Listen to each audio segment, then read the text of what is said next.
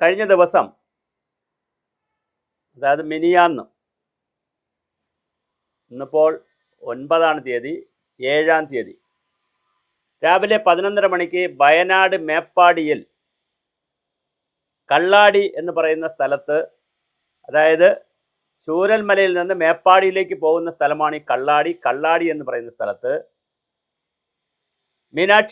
മീനാക്ഷി പാലത്തിൻ്റെയും മീനാക്ഷി നദിയുടെയും ഒക്കെ അടുത്ത് മീനാക്ഷി പാലത്തിൽ ടൺ കണക്കിന് മണ്ണ് വന്ന് വീണതിൻ്റെയൊക്കെ ഫലമായി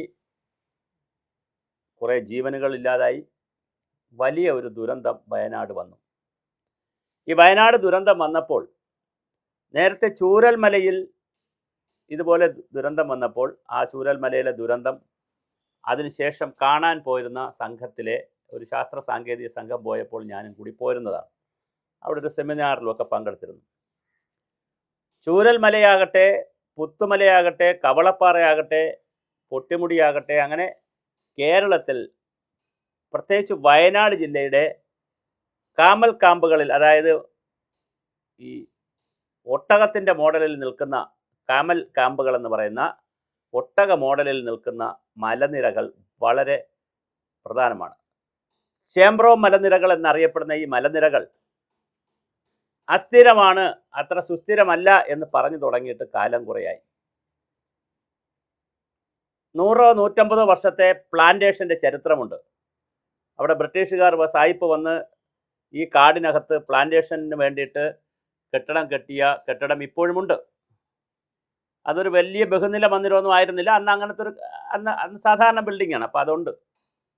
അതിനുശേഷം നിരവധി ആളുകൾ കാടമ കുന്നുകളാക്കിയും റബ്ബർ കുന്നുകളാക്കിയും ഏലം കാടുകളാക്കിയും റബ്ബർ കാടുകളാക്കിയും ഒക്കെ ആ പ്രദേശത്തെ ആകെ മാറ്റിയിട്ടുമുണ്ട്.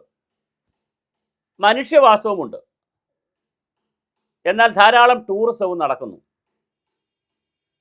ടൂറിസത്തിന് അപമാനമുണ്ടാകുന്ന, അല്ലെങ്കിൽ മലയാളിക്ക് അപമാനമുണ്ടാകുന്ന ചില ടൂറിസവും അവിടെ നടക്കുന്നു. ഞാനത് വയനാടിനെ കുറിച്ച് പറയുമ്പോൾ, ഒരു നാടിനെ കുറിച്ച് പറയുമ്പോൾ മോശമായി പറയുന്നതല്ല. അവിടുത്തെ സെമിനാറിൽ ഉയർന്നു വന്ന കർഷകരുടെയും മറ്റാളുകളുടെയും വലിയ ഒരു പരാതി, കൂർഗിലെയും മൈസൂറിലെയും കർണാടകത്തിലെയും ബോർഡറുകളിൽ നിന്ന് പകൽ സമയത്തും രാത്രി സമയത്തും മറ്റ് അനാശാസ്യ പ്രവർത്തനങ്ങൾക്കുള്ള ഒരു സേഫ് താവളം കൂടിയായി വയനാടൻ കാടിനെയും കാടുകളുടെ മലനിരകളെയും ഉപയോഗിക്കുന്നു എന്നൊരു പരാതി അവർ പറഞ്ഞു. ഞാനവിടെ പോയിട്ടുണ്ട് എന്നുള്ളതല്ല, നിരവധി തവണ വയനാട് സന്ദർശിച്ചിട്ടുണ്ട്, അത്യാവശ്യം കുറേ പഠനങ്ങളൊക്കെ നടത്തിയിട്ടുണ്ടെന്നുള്ളതല്ലാതെ ഞാൻ ദൈനംദിനം അവിടെ താമസിക്കുന്ന ആളല്ല. ടൂറിസം ആവശ്യമാണ്. തീർച്ചയായിട്ടും ജനങ്ങൾ പ്രകൃതിയോട് ഇണങ്ങി തന്നെയാണ് ജീവിക്കുന്നത്. ചിലപ്പോൾ പിണങ്ങും, ചൂഷണം ചെയ്യും, ഇതെല്ലാം സംഭവിക്കും. പക്ഷെ ഒരു പ്രദേശത്തിൻ്റെ ക്യാരിയിങ് കപ്പാസിറ്റിയും വാഹക ശേഷിയും ഒക്കെ മനസ്സിലാക്കാതെ പുറത്തുനിന്ന് ഒരുപാട് ആളുകൾ അകത്തേക്ക് വരുമ്പോൾ, പുറത്തുനിന്ന് വന്നവർ അകത്തേക്ക് വന്നിട്ട് അവർ ആ വരുന്ന സമയത്ത് അപകടം ഉണ്ടായില്ലെങ്കിൽ അവർ രക്ഷപ്പെടും. വരുന്ന സമയത്ത് അപകടം ഉണ്ടായാൽ അവർ മരിക്കും. പക്ഷെ നിൽക്കുന്നവരെ സംബന്ധിച്ചിടത്തോളം, സ്ഥിരമായി നിൽക്കുന്നവരെ സംബന്ധിച്ചിടത്തോളം വലിയ പ്രതിസന്ധിയുണ്ട്. അതുകൊണ്ട് ഇന്ന് വയനാടൻ കർഷകർ വലിയ ബുദ്ധിമുട്ടിലാണ്. വയനാട്ടിൽ സ്ഥിരതാമസക്കാർക്ക് ഒരുപാട് പ്രതിസന്ധികളുണ്ട്. ആരോഗ്യ സ്ഥാപനങ്ങളുടെ പ്രതിസന്ധികളുണ്ട്, കൺവെയൻസിൻ്റെ പ്രശ്നങ്ങളുണ്ട്, ഒരുപാട് പ്രതിസന്ധികളുണ്ട്. ഈ പ്രതിസന്ധികൾക്ക് ആക്കം കൂട്ടുന്നതിനോടൊപ്പം തന്നെ കേരളത്തിലൊരു രാഷ്ട്രീയ കാര്യം കൂടി പറഞ്ഞുകൊണ്ടേ വയനാടിനെ നമുക്ക് ചിന്തിക്കാൻ കഴിയുള്ളൂ. എന്താണ് ആ രാഷ്ട്രീയ കാരണമെന്ന് പറഞ്ഞാൽ, വിദേശ രാജ്യങ്ങളിൽ നിന്ന് വരുന്ന 1 ലക്ഷം കോടി രൂപയും, വർഷത്തിൽ വരുന്ന 1 ലക്ഷം കോടി രൂപയും, നാട്ടിലുണ്ടായി വരുന്ന വലിയ ശമ്പള വർധനവിൻ്റെയും റബ്ബറിൻ്റെയും അതുപോലെ തന്നെ പല ഗോൾഡിൻ്റെയും ഒക്കെ ഇടപാട് കൊണ്ട്, വിൽപ്പന കൊണ്ടും വാങ്ങൽ കൊണ്ടും ഒക്കെ ഉണ്ടാകുന്ന വലിയൊരു സമ്പത്ത്, ബിസിനസ്സുമൊക്കെ ചെയ്തുണ്ടാക്കിയിരിക്കുന്ന വലിയൊരു സമ്പത്ത് മലയാളിയുടെ കയ്യിലുണ്ട്. പ്രത്യേകിച്ച് കണ്ണൂർ, കാസർഗോഡ് അത്ര ആളുകൾ അങ്ങോട്ട് പോകുന്നില്ല. പക്ഷെ കണ്ണൂർ, മലപ്പുറം, കോഴിക്കോട് ജില്ലകളിലെ, പിന്നെ കേരളത്തിലാകെയുള്ള വലിയ മുതലാളിമാർക്ക് വയനാട്ടിൽ എസ്റ്റേറ്റുകളുണ്ട്. ആ എസ്റ്റേറ്റുകളുടെ ഭാഗമായി വലിയ റോഡുകൾ പണിയുന്നുണ്ട്, റിസോർട്ടുകളുണ്ട്. ഇങ്ങനെ വളരെ കലുഷിതമായ, സംഘർഷഭരിതമായ ഒരു ഭൂമികയായി വയനാട് മാറുന്നു. ഇപ്രാവശ്യത്തെ മഴ ശരിക്കും പറഞ്ഞാൽ വയനാട് 50% മഴ കുറച്ചാണ് കിട്ടിയിരിക്കുന്നത്, മഴ കൂടുതൽ കിട്ടിയിട്ടില്ല. അതുകൊണ്ട് തന്നെ വയനാട് ഒരു വരൾച്ചയിലേക്ക് പോകും എന്നുള്ള ലക്ഷണങ്ങളും പുറത്ത് പറയുന്നുണ്ട്. കാരണം ഇപ്പോൾ ഈ വരുന്ന സീസണിലെ മഴ കൂടെ കഴിഞ്ഞാൽ വയനാട് ഈ വർഷം ഒരു വരൾച്ചയുടെ വർഷമായിരിക്കും എന്നുള്ള കഥകളും പുറത്ത്, അല്ലെങ്കിൽ അതങ്ങനെ സ്റ്റാറ്റിസ്റ്റിക്സുകളും ഡേറ്റകളും പുറത്ത് വരുന്നു. 2016 വയനാട് വല്ലാതെ വരണ്ടു. കബനി നദി അടക്കം വരണ്ടുപോയി. അവിടുത്തെ വിളകൾ മാറുന്നു. കേരളത്തിലെ ഊട്ടിയായിരുന്നു വയനാട്. ഞാൻ 30-35 വർഷം മുമ്പ് വയനാട് പഠനത്തിനൊക്കെ പോകുമ്പോൾ വളരെ ഭയങ്കര തണുപ്പാണ്. നമ്മൾ താമരശ്ശേരി ചുരം കയറിക്കഴിഞ്ഞാൽ പിന്നെ നമുക്ക് കോട്ടെടുത്ത് ഇടണം. അത്ര തണുപ്പും കോടമഞ്ഞും ഒരു സ്വർഗത്തിലെത്തുന്ന പ്രതീതിയാണ്. ഇന്നിപ്പോൾ സ്വർഗത്തിലെത്തിയില്ല എന്ന് മാത്രം, സ്വർഗമില്ല എന്ന് മാത്രമല്ല, നരകത്തിലേക്ക് പോയിക്കൊണ്ടിരിക്കുന്ന കാഴ്ചയാണ് കാണുന്നത്. അനിയന്ത്രിതമായ വയനാടിലേക്കുള്ള ടെമ്പററി കുടിയേറ്റം, മൈഗ്രേഷൻ, സ്ഥിരമായി അവിടെ കുടിയേറി താമസിക്കുന്നവരല്ല ഞാൻ ഈ പറയുന്നത്. അതൊരു വിഭാഗം ആളുകളുണ്ട് അവിടെ, അത് ഓക്കെ, നേരത്തെ പോയി സ്ഥിരമായി കുടിയേറി താമസിക്കുന്ന കുറച്ച് ആളുകളുണ്ട്. ടെമ്പററി മൈഗ്രേഷൻ എന്ന് പറയുന്ന ഡെയിലി മൈഗ്രേഷൻ, അല്ലെങ്കിൽ ആഴ്ചയിലുണ്ടാകുന്ന മൈഗ്രേഷൻ, മാസത്തിലുണ്ടാകുന്ന മൈഗ്രേഷൻ, വർഷത്തിൽ, അതായത് ഡെയിലി ടെമ്പററി മൈഗ്രേഷനിലൂടെ ടൂറിസത്തിൻ്റെ പേരിലും അല്ലാതെയും റിയൽ എസ്റ്റേറ്റ് വാങ്ങാനുമൊക്കെ അവിടെ എത്തുന്ന ജനങ്ങൾ വലിയ പ്രതിസന്ധിയാണ് വയനാട് സൃഷ്ടിച്ചുകൊണ്ടിരിക്കുന്നത്. അങ്ങനെ വയനാടൻ മലനിരകൾ എന്ന് പറയുന്ന ഒരു പ്ലേറ്റോയുടെ, അല്ലെങ്കിൽ ഒരു സമതലം, പ്ലേറ്റോ എന്ന് പറഞ്ഞാൽ സമതലം എന്ന് പറഞ്ഞാൽ താഴെ കിടക്കുന്നുള്ള അർത്ഥത്തിലല്ല, ഒരു പരന്ന് കിടക്കുന്ന ഒരു ഭൂമി. താമരശ്ശേരി ചുരത്തിൽ നിന്ന്, അല്ലെങ്കിൽ കോഴിക്കോടിലെ ആനക്കാംപൊയിൽ നിന്ന് 1100 മീറ്റർ ഉയരത്തിൽ കിടക്കുന്ന, പിന്നെ ഒരു നിരന്ന സ്ഥലമായി കിടക്കുന്ന മലനാട് വയനാടിന് ഞാൻ പറഞ്ഞ ക്യാമൽ കുന്നുകൾ, ക്യാമ്പ് കുന്നുകളും അതുപോലുള്ള പിന്നെ കുറേ വയലിൻ്റെ നാടുമായിരുന്നു. അതുകൊണ്ടാണ് വയനാട് എന്ന പേര് വന്നത്, വയലിൻ്റെ നാടായതുകൊണ്ടാണ്. പക്ഷെ ആ ഭൂമിശാസ്ത്രത്തെ വല്ലാതെ അസ്വസ്ഥപ്പെടുത്തുന്ന റിയൽ എസ്റ്റേറ്റ് പ്രവർത്തനങ്ങളും നിർമ്മാണ പ്രവർത്തനങ്ങളും ഒക്കെയാണ് നടക്കുന്നത്. അതിൻ്റെ രാഷ്ട്രീയ കാരണം ഞാൻ പറഞ്ഞു. കാരണം ഇപ്പുറത്ത് ഉള്ള മലപ്പുറം, കണ്ണൂർ, കാസർഗോഡ്, കോഴിക്കോട് ജില്ലകളിലെ മുതലാളിമാർക്കും, രാഷ്ട്രീയത്തിൽ മുതലാളിമാർക്കും, അല്ലെങ്കിൽ പണം ഉണ്ടാക്കുന്നവർക്കും ബിനാമികൾക്കും നാട്ടിൽ വ്യവസായം ചെയ്യാൻ മാർഗമില്ലാത്തത് കൊണ്ടാണ്, മറ്റ് മേഖലയിൽ നിക്ഷേപിക്കാൻ മാർഗമില്ലാത്തതുകൊണ്ടാണ് അവർ കൊണ്ട് ലാൻഡിൽ നിക്ഷേപിക്കുന്നത്. അതിൻ്റെ രാഷ്ട്രീയം കൂടി ചർച്ച ചെയ്യണം. നമ്മൾ ചർച്ച ചെയ്യുമ്പോൾ സമഗ്രമായി ചർച്ച ചെയ്ത് പോയാലേ വയനാട് പ്രശ്നം പരിഹരിക്കാൻ കഴിയുള്ളൂ. അപ്പോൾ അതിൻ്റെ രാഷ്ട്രീയം അതാണ്. അപ്പോൾ ഈ 3-4 ജില്ലകളിലെയും കേരളത്തിലെയും പണക്കാരെ സംബന്ധിച്ചിടത്തോളം, സമ്പത്തുള്ളവരെ സംബന്ധിച്ചിടത്തോളം വയനാട്, ഇടുക്കിയൊക്കെ പോയി വസ്തു വാങ്ങുന്നത് അവരെ കയ്യിലിരിക്കുന്ന പണം നാട്ടിലല്ലാത്ത വ്യാവസായിക ആവശ്യങ്ങൾക്കും കാർഷിക ആവശ്യങ്ങൾക്കും പ്രയോഗിക്കാൻ പറ്റുന്നൊരു സാമൂഹ്യ അന്തരീക്ഷം ഇവിടെ ഇല്ല. അതാണ് പ്രശ്നം. ഒരു രാഷ്ട്രീയ അന്തരീക്ഷം ഇവിടെ ഇല്ല, ഒരു സാംസ്കാരിക അന്തരീക്ഷം കേരളത്തിലില്ല. അതുകൊണ്ട് അവർ കൊണ്ട് ഇങ്ങനെ കുഴിച്ചിടാൻ പോകും. അവിടെ റിസോർട്ടുകൾ ഉണ്ടാക്കും. ആ റിസോർട്ടുകളെ മാഫിയകളുണ്ടാവും. പിന്നെ ആ മാഫിയകളുടെ കൂടെ സഹായത്താൽ അന്യസംസ്ഥാനങ്ങളിൽ നിന്നൊക്കെ ഞാൻ ഈ പറഞ്ഞ ചെറുപ്പക്കാരുടെ ഗഞ്ചാവ് വലിക്കുന്നവരുടെയും ലഹരി പദാർത്ഥം ഉപയോഗിക്കുന്നവരെയും സെക്സ് ടൂറിസത്തിൻ്റെയൊക്കെ ഒരു മേഖലയാക്കും. അത് എല്ലായിടത്തും സംഭവിക്കും. ഇതിൻ്റെ അനുരണനങ്ങൾ വയനാടുണ്ട്. അങ്ങനെ നിൽക്കുമ്പോഴാണ് കൃത്യമായൊരു തുരങ്കപാത വരുന്നത്. കോഴിക്കോട് ആനക്കാംപൊയിൽ നിന്ന് കള്ളാടി വരെ പോകുന്ന തുരങ്കപാതയുടെ 8 കിലോമീറ്റർ ദൂരത്തിൽ പോകുന്ന പാതയുടെ ഇപ്പോൾ നേരത്തെ പിന്നെ ഉണ്ടായിരുന്ന ദൂരത്തിൽ നിന്ന് 40 കിലോമീറ്റർ ദൂരമുണ്ടെങ്കിൽ അത് 25 കിലോമീറ്ററായി കുറയ്ക്കാൻ പറ്റും. ഒരു 3/4 മണിക്കൂർ ലാഭിക്കാൻ പറ്റും എന്നുള്ളതിന് വേണ്ടി 2500 കോടി രൂപ കൊടുത്ത് പണിയുന്ന ഒരു ടണലാണത്. ആ ടണലിന് ഒരു ടൂറിസം പോയിന്റ് ഓഫ് വ്യൂ ഉണ്ടെന്നും, താമരശ്ശേരി ചുരത്തിൽ ഇനി 7-8 മണിക്കൂർ കിടക്കേണ്ട കാര്യം, ഞാനും 8 മണിക്കൂറൊക്കെ താമരശ്ശേരി ചുരത്തിൽ കിടന്നിട്ടുണ്ട്. ഈ പോകുമ്പോൾ പിന്നെ മുകളിൽ അപകടമോ മണ്ണിടിച്ചിലോ ഉണ്ടായെങ്കിൽ പിന്നെ വാഹനം പോവില്ല അങ്ങോട്ടും ഇങ്ങോട്ടും. ഒരുപാട് മണിക്കൂർ ഞാനും കടന്നിട്ടുണ്ട്. അപ്പോൾ പക്ഷേ അങ്ങനെ നിൽക്കുന്ന അവിടെ ഈ ടണൽ വളരെ ഒരു സ്വപ്ന പദ്ധതിയായിട്ടാണ് കഴിഞ്ഞ സർക്കാർ അനുവദിച്ചത്.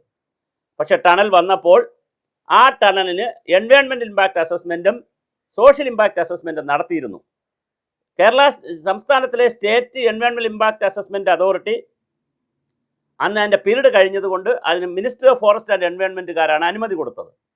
അപ്പോൾ തന്നെ ഒരു 10-25 കണ്ടീഷനും വച്ചാണ് അനുമതി കൊടുത്തത്. പക്ഷേ നിർഭാഗ്യവശാൽ ആ കണ്ടീഷനൊന്നും പാലിക്കപ്പെട്ടില്ല. അന്ന് തന്നെ പ്രതിപക്ഷമടക്കമുള്ള ആളുകൾ ഈ പദ്ധതിക്കെതിരെ ശക്തമായി മുന്നോട്ട് വന്നിരുന്നു. പരിസ്ഥിതി പ്രവർത്തകരും ഒക്കെ മുന്നോട്ട് വന്നിരുന്നു. ഇപ്പോൾ എന്തായാലും ഇന്നലത്തെ കഴിഞ്ഞ മഴയത്ത് വയനാടിൽ സാധാരണ 300-400 മില്ലിമീറ്റർ മഴ പെയ്യുന്ന സ്ഥലത്ത് അതാണ് വലിയ മഴ, 500 മില്ലിമീറ്ററൊക്കെയാണ്. അതിനെ അപേക്ഷിച്ച് ചെറിയ മഴ 213 മില്ലിമീറ്റർ മാത്രം മഴ പെയ്തപ്പോഴും അവിടെ കമ്പനി പറയുന്നു എടുത്തിട്ട മണ്ണ് അല്ല പ്രശ്നം, അതിന് മുകളിൽ 18 മീറ്റർ മുകളിലുള്ള ഒരു മല ഇടിഞ്ഞ് താഴേക്ക് വന്നപ്പോൾ ഇതാണ്. രണ്ടും പ്രശ്നം തന്നെയാണ്. മല ഇടിഞ്ഞു. മല ഇടിയാൻ കാരണം ഞാൻ ഈ പറഞ്ഞ പോലെ അതിൻ്റെ ഒരു അസ്ഥിരതയും സുസ്ഥിരതയും എല്ലാമൊക്കെ കൊണ്ട് മല ഇടിയുന്നു. മഴ നല്ലത് വന്നിട്ടുണ്ട്, ആ മഴ വരുന്നത് കൊണ്ട് മല ഇടിയുന്നു. മല ഇടിഞ്ഞ് താഴെ അല്പം താഴോട്ട് വന്ന് 18 മീറ്റർ എന്ന് പറയുന്നത് വലിയ കാര്യമല്ലല്ലോ ഭൂമിക്ക്. താഴെ വന്നപ്പോൾ ടൺ കണക്കിന് മണ്ണ് അവിടെ കൂട്ടിയിട്ടിരിക്കുകയും ചെയ്യുന്നു. വെള്ളവും കൂടി വരുന്നു. ഇതെല്ലാം കൂടി അവിടെ വലിയ കൺഫ്യൂഷൻ ഉണ്ടാക്കി 4-5 പേർ മരിച്ചു, 2-3 പേർ മരിച്ചു, പിന്നെ വേറെ സീരിയസ് ആയിട്ടൊക്കെ കിടക്കുന്നു. അപ്പോൾ നമുക്ക് പരിസ്ഥിതി വേണം, വികസനം വേണം, വലിയ റോഡ് വേണം, പാലം വേണം, തുരങ്കം വേണം, എല്ലാം വേണം. പക്ഷെ ആത്യന്തികമായി ഇതെല്ലാം അനുഭവിക്കാൻ ഒരു ജനത വേണം എന്നുള്ള ഒരു സമൂഹം വേണം എന്നുള്ള കാഴ്ചപ്പാടിലാണ് എൻവയോൺമെൻറ്റ് ഇമ്പാക്റ്റ് അസസ്മെൻറ്റും സോഷ്യൽ ഇമ്പാക്റ്റ് അസസ്മെൻറ്റും ഒക്കെ നടത്തി പദ്ധതികൾ എടുക്കണമെന്ന് പറയുന്നത്. ഇതിനിടയിൽ വയനാട് പ്രകൃതി സംരക്ഷണ സമിതിയുടെ ബാദുഷ, അദ്ദേഹം വളരെ സീനിയറാണ്, ബാദുഷ എന്ന് പറയുന്ന അദ്ദേഹത്തിൻ്റെ നേതൃത്വത്തിൽ ഹൈക്കോടതിയിൽ കേസിന് പോയി. അത് പാസ്സായില്ല, കിട്ടിയില്ല, അവർക്ക് അനുകൂലമായ വിധി കിട്ടിയില്ല. സുപ്രീം കോടതി പോയപ്പോൾ സുപ്രീം കോടതി പറഞ്ഞത് ഇത് tunnel is the life line of the country, രാജ്യത്തിൻ്റെ ഒരു ലൈഫ് ലൈനാണ് ടണൽ, അതുകൊണ്ട് അതിന് അനുവാദം കൊടുത്തത് ശരിയാണെന്ന് സുപ്രീം കോടതിയും പറഞ്ഞു. സുപ്രീം കോടതി ഇരിക്കുന്നവരെ സംബന്ധിച്ചിടത്തോളം വയനാടൻ ചുരത്തിൻ്റെ പാരിസ്ഥിതികമായ അല്ലെങ്കിൽ അവിടുത്തെ പ്രകൃതിപരമായ കാര്യങ്ങളൊന്നും ചിലപ്പോൾ അവർ നോക്കണമെന്നില്ല. അവർ ഒരു നോർമലായി ഒരു ഗുഹ നല്ലതല്ലേ, ടണൽ നല്ലതല്ലേ. ലോകത്തെല്ലായിടത്തും ടണലുണ്ട്. വെസ്റ്റേൺ കാട്ടിൽ തന്നെ 1000-കണക്കിന് അല്ല 100-കണക്കിന് ടണലുണ്ട് പല സ്ഥലങ്ങളിൽ. കൊങ്കൺ റെയിൽവേ പോകുന്ന ടണലിൽ കൂടെ പോകുന്ന സ്ഥലങ്ങളുണ്ട്, ടണലുണ്ട്. അപ്പോൾ അതുകൊണ്ട് ഈ ടണലും കുഴപ്പമില്ല എന്നുള്ള രീതിയിലേക്ക് വന്നു. എന്തായാലും വയനാടൻ മലനിരകളിൽ കൃത്യമായി അതിൻ്റെ താഴ്വരകളിൽ പഴയ വയലിൻ്റെ നാട്ടിൽ വികസന പ്രവർത്തനങ്ങൾ ചെയ്യുമ്പോൾ 2 വട്ടം ആലോചിക്കണം. കാലിൽ മുറിവ് വന്നാൽ നമ്മൾ ചില പരീക്ഷണമൊക്കെ മരുന്നൊക്കെ പരീക്ഷിക്കാം. തലച്ചോറിൽ മുറിവ് വന്നാൽ അങ്ങനെ പരിശോധിക്കരുത്. ബെല്ലും ബ്രേക്കും ലൈറ്റും ഒന്നും ഇല്ലെങ്കിലും സൈക്കിൾ ഓടിച്ച് അഡ്ജസ്റ്റ് ചെയ്ത് നമുക്കറിയാവുന്ന വഴിയിലൂടെയൊക്കെ ആണെങ്കിൽ നമുക്ക് പോയി സുരക്ഷിതമായി വീട്ടിലെത്താം. പക്ഷേ വിമാനം അങ്ങനെ ഓടിക്കാൻ പറ്റില്ല. വിമാനം ഓടിക്കണമെങ്കിൽ വളരെ കൃത്യമായ എല്ലാ പോയിന്റും കറക്റ്റ് ആയിരിക്കണം. അങ്ങനെ കറക്റ്റ് ആയാലേ പൈലറ്റ് വിമാനം എടുക്കുകയുള്ളൂ, അല്ലെങ്കിൽ അപകടം പറ്റും എന്ന് പറയുന്ന പോലെ എല്ലാ പദ്ധതികളെയും ഒരുപോലെ കാണരുത്, വികസന പദ്ധതികളെയും ഒരുപോലെ കാണരുത്, വികസന പദ്ധതി നടപ്പിലാക്കുന്ന പ്രദേശങ്ങളെയും ഒരുപോലെ കാണരുത്. ഇതാണ് എൻ്റെ ഈ രംഗത്തെ അനുഭവം വെച്ച് പറയാനുള്ളത്. അപ്പോൾ അങ്ങനെ നോക്കുമ്പോൾ വയനാട് പോലുള്ള പാരിസ്ഥിതികമായി ഒരുപാട് പ്രാധാന്യം വരുന്ന ഒരു പ്രദേശത്ത് മലനിരകളുടെയും കാമൽക്കുന്നുകളുടെയും ഒക്കെ ക്യാമ്പുകളുടെയും ഒക്കെ ഒരു മലനിര പ്രദേശത്ത് നടപ്പിലാക്കുന്ന വികസന പ്രവർത്തനങ്ങൾ എന്ത് വേണമെന്ന് 10 വട്ടം ആലോചിക്കണം. അതിനാവശ്യമായ എല്ലാ മുന്നൊരുക്കവും നടത്തി മാത്രമേ പദ്ധതികൾ എടുക്കാവൂ, അല്ലെങ്കിൽ പദ്ധതികൾ ഉപേക്ഷിക്കണം. ഇനി അവിടെ താമസിക്കുന്ന ആളുകൾ മനസ്സിലാക്കേണ്ടത്, നിങ്ങൾക്ക് നഗരത്തിൽ താമസിക്കുന്ന എല്ലാ സൗകര്യവും ആ മലനിരകളിൽ ഉണ്ടാകണമെന്ന് നിങ്ങൾ ആഗ്രഹിക്കരുത്. നിങ്ങൾ അടിയന്തരമായി അങ്ങനെ ആഗ്രഹിക്കുന്നവർ നഗരങ്ങളിലേക്ക് താമസം മൈഗ്രേറ്റ് ചെയ്ത് പോവുക. ഗ്രാമങ്ങൾ നഗരങ്ങളാക്കുക എന്നുള്ളതല്ല വികസനം. നഗരം നഗരമായി നിൽക്കട്ടെ, ഗ്രാമം ഗ്രാമമായി തന്നെ തുടരണം അതിൻ്റെ പാരിസ്ഥിതിക സംരക്ഷണത്തിനൊക്കെ വേണ്ടി. പക്ഷേ ആ തുടരുമ്പോൾ വികസനം വേണ്ടേ എന്ന് ചോദിച്ചാൽ തീർച്ചയായിട്ടും വികസനം വേണം. പക്ഷേ വികസനം വരുമ്പോൾ ഞാൻ ഈ പറഞ്ഞ പോലെ അവിടുത്തെ പരിസ്ഥിതിയെയും കാലാവസ്ഥയെയും വെള്ളത്തെയും മണ്ണിനെയും മലയെയും എല്ലാം പരിഗണിച്ചുള്ള വികസനമല്ലെങ്കിൽ വികസനം വരും, നിങ്ങൾ പിന്നെ അവിടെ കാണില്ല എന്നുള്ളതാണ് പ്രധാനം. അത് വളരെ പ്രധാനമാണ്. അതുകൊണ്ട് ഇപ്പോൾ ഞാനൊരു ഉദാഹരണം പറഞ്ഞ് അവസാനിപ്പിക്കാം. കോഴിക്കോട് മെഡിക്കൽ കോളേജിൽ പോകാൻ ഞങ്ങൾക്ക് പറ്റുന്നില്ല എന്നാണ് വയനാടിൽ പറയുന്ന ഒരു പരാതി. അങ്ങനെയാണ് വയനാട് നല്ല മെഡിക്കൽ കോളേജ്, വളരെ സൂപ്പർ സ്പെഷ്യാലിറ്റി മെഡിക്കൽ കോളേജ് അങ്ങ് ആക്കിയാൽ പോരെ? എന്തിനാ അവരെ ഇത്രയും കിലോമീറ്റർ സഞ്ചരിപ്പിച്ച് കോഴിക്കോട് കൊണ്ടുവരുന്നത്, അവിടെയും കൂടി തിരക്ക് കൂട്ടുന്നതിന്? അപ്പം ജനങ്ങൾക്ക് ആവശ്യമായ മാക്സിമം ഫെസിലിറ്റീസ് വയനാട് തന്നെ ചെയ്തു കൊടുത്തുകൊണ്ട് വേണം അവിടുത്തെ ജനങ്ങളെ രക്ഷിക്കാൻ. ഒന്നാമത്തെ കാഴ്ചപ്പാട്. 2, മലനിരകളും അതിൻ്റെ താഴ്വരകളിലും ചെയ്യുന്ന പ്രവർത്തനങ്ങൾ വളരെ സൂക്ഷ്മതലത്തിൽ പരിശോധിക്കുകയും എൻവയോൺമെൻറ്റ് ഇമ്പാക്റ്റ് അസസ്മെൻറ്റും സോഷ്യൽ ഇമ്പാക്റ്റ് അസസ്മെൻറ്റും ഒക്കെ വളരെ കൃത്യമായി ശാസ്ത്രീയമായി പറയുകയും അതിൽ പറയുന്ന കണ്ടീഷൻസ് കൃത്യമായി പരിപാലിച്ച് അത് മോണിറ്റർ ചെയ്തും കൂടെ കൊണ്ട് മാത്രമേ ഈ നമുക്ക് ദുരന്തങ്ങൾ കുറയ്ക്കാൻ കഴിയൂ, ഒഴിവാക്കാൻ കഴിയൂ. എന്തായാലും ലാസ്റ്റ് വാക്ക്, പ്രകൃതിയെ തൊടാതെ ഒരു റോഡ് പോലും ഒന്നും നമുക്ക് ചെയ്യാൻ പറ്റത്തില്ല. നടന്നു പോകുമ്പോൾ പോലും കുറേ സൂക്ഷ്മജീവികളുടെ പുറത്തൂടെ ആയിരിക്കും പോകുന്നത്. പക്ഷേ എന്ന് വിചാരിച്ച് ഞാൻ സൂചിപ്പിച്ചതുപോലെ ഓരോ പദ്ധതിക്കും ഓരോ പ്രോജക്റ്റിനും ഓരോ തരത്തിലുള്ള അപകടമാണ്, വലിയ കാഷ്വാലിറ്റിയാണ് വരുന്നത്. ഓരോ പ്രദേശത്തിനും കാഷ്വാലിറ്റി ഡിഫറൻ്റ് ആണ്. അതുകൊണ്ട് തന്നെ ഭൂമിശാസ്ത്രപരമായ പ്രത്യേകതകളും ഞാൻ ഈ പറഞ്ഞ സകലമാന ഭൂവിനിയോഗം അടക്കമുള്ള എല്ലാ സവിശേഷതകളും അനുസരിച്ചുള്ള പദ്ധതികൾ എടുത്തില്ലെങ്കിൽ നാം ഇനിയും ഒരുപാട് ജീവനുകളുടെ വില നൽകേണ്ടി വരും. വീണ്ടും ഒരു പാഠമാകട്ടെ വയനാട് ദുരന്തം.